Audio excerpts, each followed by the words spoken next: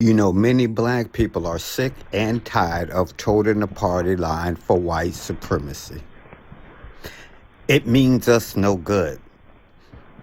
But yet these white savages, many of them, have the mitigated gall to try this whole double standard thing when it comes to black people making decisions to stand up for ourselves, especially when those decisions involve that so-called white savage national anthem.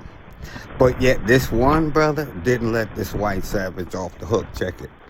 So Cornell, I want to talk to you about this last week. This young 10-year-old, very intelligent-looking young lady, a black young lady at a Pearland school who will not stand for the Pledge of Allegiance in her classroom. She doesn't want to stand up because apparently she believes that black Americans need a lot more to be done in this country. She is not willing to support the black Americans that have fought and died for this country. You know what I believe, Cornell? And I know you supported her publicly, but you know what I think?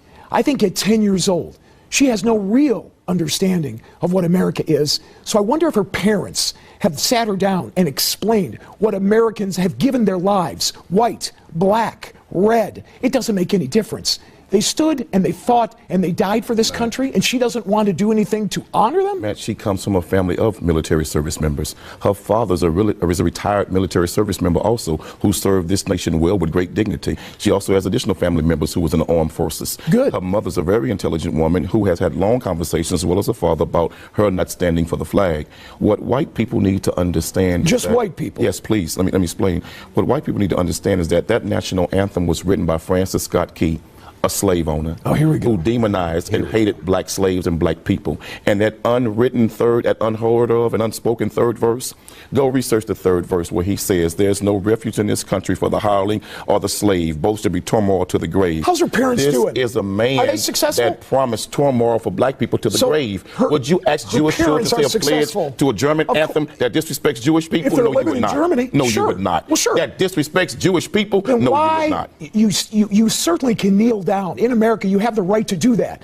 But what will happen to her, how her friends will respond, how the school will view her, how Americans will view her is very negative. This is not what you want for your 10-year-old child. And let me say to that young girl and others like that young girl, America looked at the same way at Rosa Parks when she refused to get up and give up her seat to a white man on the bus.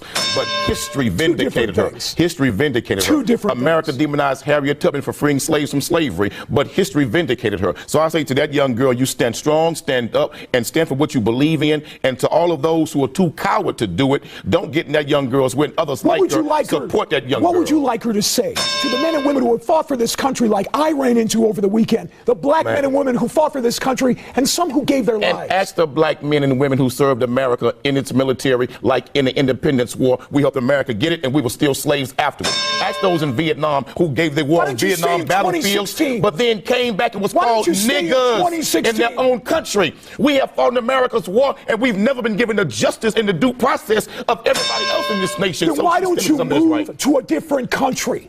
Why are you staying here?